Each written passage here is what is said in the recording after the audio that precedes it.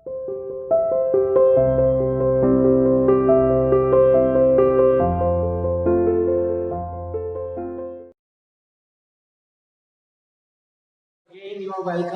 बेटा। आज का जो टॉपिक है चुनाव और आदेश,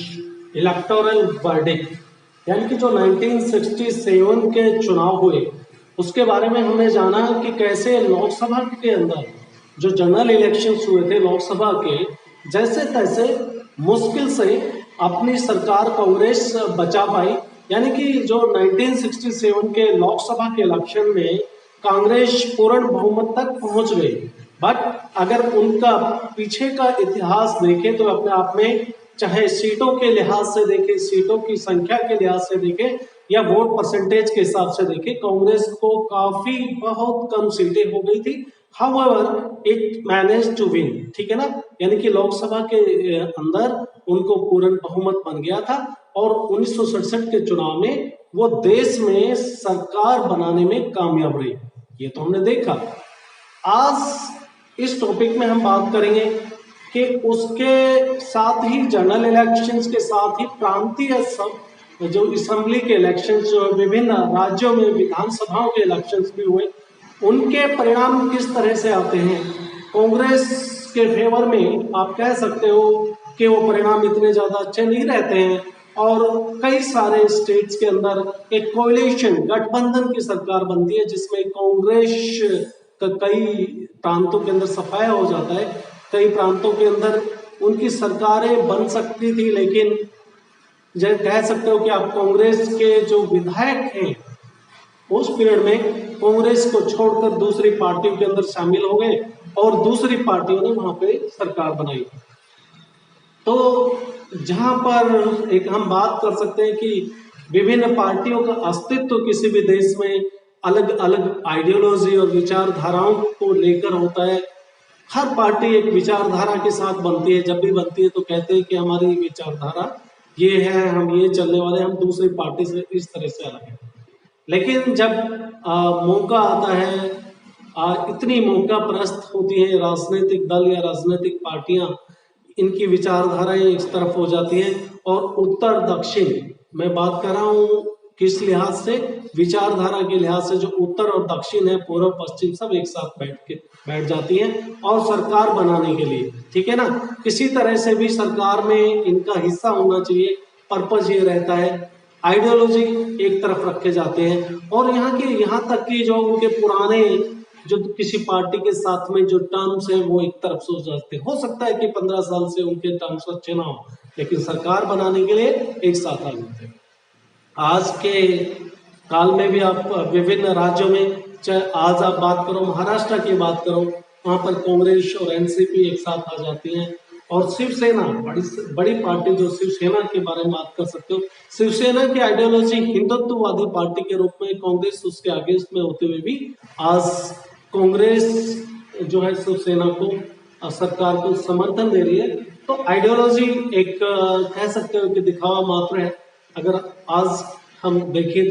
तो इसी बारे में बात करेंगे कि क्या इलेक्टोरल वर्डिक्ट था, चुनाव का नतीजे किस तरह से आए थे, प्रांत के जो विधानसभा के इलेक्शंस की बात करेंगे, लोकसभा के हम कर चुके हैं, और किस तरह से देश के अंदर गठबंधन की सरकारें राज्य में बनती है उसके बारे में हम बात करेंगे। और इसी से संबंधित एक और भी बात, एक दल बदल के बारे में भी बात करेंगे कि दल बदल है क्या, इसके लिए एंटी डिफेक्शन लॉ बना है, क्यों इस एक एंटी डिफेक्शन लॉ हमारे देश में लाने की जरूरत पड़ी। तो तीन मोटे तौर पे तीन मुद्दों को लेकर आज हम बात करने वाले हैं इसमें, राइट। तो सबसे पहले बात करते हैं गठबंधन का। 1967 के जो इलेक्शंस है, स्टेट असेंबली के इलेक्शंस की मैं बात कर रहा हूँ, वो एक पीरियड है जिसमें पूरे आप कह सकते हो भारत में नॉन कांग्रेसिज्म की एक, आप कह सकते हो कि एक विचारधारा चल रही थी कि किसी भी तरह से हमको चाहे कुछ भी करना पड़े, कांग्रेस को सत्ता में नहीं हासिल होने देना है। जैसे कि अभी 1914 के चुनाव ले लीजिए या फिर 1919 के चुनाव में बाकी सभी पार्टियों की ये एक कह सकते हो एक मिली भगत थी कि किसी तरह से भी बीजेपी को हमको पावर से दूर रखना है, लेकिन बीजेपी किसी भी तरह से अपने जो पहले के जो वोट परसेंटेज के लिहाज से देखा जाए, या फिर आप मतों के हिसाब मत के साथ में सीटों के हिसाब से पहले से और ताकतवर होकर उभरी है। तो इसकी के बारे में आज बात करते हैं बेटा इसी के बारे में कि since no single party has got the majority, किसी भी पार्टी को, सिंगल पार्टी को बहुत से राज्यों में मेजॉरिटी नहीं मिली थी, बहुमत नहीं मिला था। जब किसी एक पार्टी को सरकार बनाने के लिए बहुमत नहीं मिलता है तो there is only one option to form the government, that is the coalition government. Coalition government क्या है? जब विभिन्न पार्टियां, दल या फिर आजाद उम्मीदवार मिलकर एक कह सकते हो कि सरकार बनाने के लिए आगे बढ़ते हैं और सरकार का हिस्सा बनते हैं, दैट इज कॉल्ड दी कोalition या गठबंधन की सरकार कह सकते हो। और आज कभी कभी ऐसा भी होता है कि किसी एक पार्टी के पास में पूर्ण बहुमत होते हुए भी, लेकिन क्योंकि उनकी किसी पार्टी के साथ में पहले से प्री पोल अलायंसेस है, चुनाव से पहले गठबंधन था,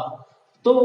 उस स्थिति में उनको नतीजे, उनको पता है कि हमारे फेवर में आने वाले, हम पूर्ण बहुमत में आएंगे, लेकिन एक कह सकते हो गठबंधन की राजनीति का धर्म निभाने के लिए वो पार्टियां एक साथ आके सरकार बनाती है। तो कोalition गवर्नमेंट जब बहुत सारे दल या एक से ज्यादा दल एक साथ मिलकर सरकार बनाते हैं उसको कोalition गवर्नमेंट बोलते हैं या गठबंधन की सरकार बोलते हैं। ये भी पीरियड 1967 का जो पीरियड था वो भी इसी तरह का पीरियड था। चाहे हम बात कर सकते हैं जो गैर कांग्रेसी पार्टियां सब एकजुट हो गई थी, राज्यों की मैं बात कर रहा हूँ। इवन हमने इससे पहले जो जनरल इलेक्शंस के बारे में बात की तब भी बेटा नॉन कांग्रेसिज्म का एक कह सकते हो कि एक नारा चल रहा था पूरे भारत में, और लोहिया उसको लेके या फिर और दूसरे समाजवादी नेता इस नारे के साथ में कांग्रेस के खिलाफ एक जनमत तैयार कर रहे थे, और कहीं हद तक वो कामयाब भी रहे। उनको पहले के जो आजाद भारत के इतिहास में काफी पहली बार ऐसा हुआ कि उनको 40 के आसपास सीटें मिली। मैं बात कर रहा हूँ लोकसभा के चुनाव। तो ज्वाइंट लेजिस्लेचर पार्टी का नाम दिया गया इसको संयुक्त विधायक दल की सरकार, यानी कि जब कोalition गठबंधन की सरकार बनती है उनको ज्वाइंट लेजिस्लेटिव पार्टी, संयुक्त विधायक दल की सरकार के नाम से बांधी। विचारधाराएं अलग अलग थी, पार्टी के जो अलग अलग पार्टियां थी उनकी विभिन्न विचारधाराएं थी, लेकिन सरकार बनाने में वो सभी पार्टियां एक साथ आ गई, विचारधारा अलग की अलग रह गई। अब हम बात करेंगे कौन कौन से स्टेट है जहां पर विभिन्न आइडियोलॉजी, जिनकी विचारधाराएं अलग हैं, लेकिन सरकार बनाने के लिए वो आमने सामने आ गए, एक साथ गले मिल गए। ठीक है ना? तो ये दिस इज द पॉलिटिक्स। हम कहते हैं क्रिकेट और पॉलिटिक्स में कोई आप प्रिडिक्शन नहीं कर सकते, कोई संभावना नहीं कर सकते कि इसका परिणाम क्या होने वाला है। ठीक है ना? कहीं पर भी आप कह सकते हो कि नतीजा लास्ट टाइम में आखिरी जो क्रिकेट के आखिरी जो बॉल कह सकते हो उसके ऊपर भी नतीजे बदल सकते हैं। तो यही सब कुछ हुआ यहाँ इस पीरियड में भी। बिहार के अंदर सोशलिस्ट पार्टी थी एक, ठीक है ना, सोशलिस्ट और पीएसपी पार्टी की हम बात करें, ये पार्टियों की विचारधारा एक ही थी, ठीक है ना, लेकिन समाजवादी पार्टी से रिलेटेड इनकी विचारधारा थी। लेकिन दूसरी तरफ वामपंथी की आप बात करें तो वामपंथी पार्टियों की विचारधारा समाजवादी पार्टी की सोशलिस्ट जो विचारधारा से थोड़ी अलग, लेकिन फिर एक नया आपको एक रूप देखने को मिलता है इनके साथ में जनसंघ, जिसको दक्षिण पंथी पार्टी के रूप में जाना जाता है, वामपंथी लेफ्ट पार्टी के नाम से जाने जाते हैं, और जनसंघ जैसे जो आज की बीजेपी है उसको एक दक्षिण पंथी पार्टी के रूप में जाना जाता है। यानी कि आप कह सकते हो कि उत्तर दक्षिण पूर्व पश्चिम सब एक साथ आ जाते हैं। सिर्फ सरकार सत्ता का सुख सत्ताहीन नहीं रह सकते, और सत्ता के सिंहासन पे पहुंचने के लिए ये सभी पार्टियां एक साथ आ जाती है। चाहे बात कर सकते हो पंजाब की, पंजाब के अंदर भी मोर और लेस यही हुआ। वहां पर एक अकाली दल है जिसको संत ग्रुप के नाम से जानते थे, अभी इतना एग्जिस्टेंस नहीं है इस पार्टी की, अकाली दल के नाम से है पार्टी, ठीक है, लेकिन अकाली दल संत ग्रुप इतना अस्तित्व में नहीं है। या फिर दूसरा मास्टर ग्रुप थे, ये दोनों साथ में आना स्वाभाविक है, इनकी विचारधाराएं मिलती हैं। लेकिन दूसरी तरफ अगर आप देख तो सीपीआई की हम बात करें, कम्युनिस्ट पार्टी ऑफ इंडिया या फिर communist party of India Marxist, ये भी इन दोनों की विचारधारा एक जैसी है, लेकिन अलग हुई तो कुछ तो बात को लेकर होगा। चाइना के रुख के ऊपर 1962 के चुनाव के बाद में,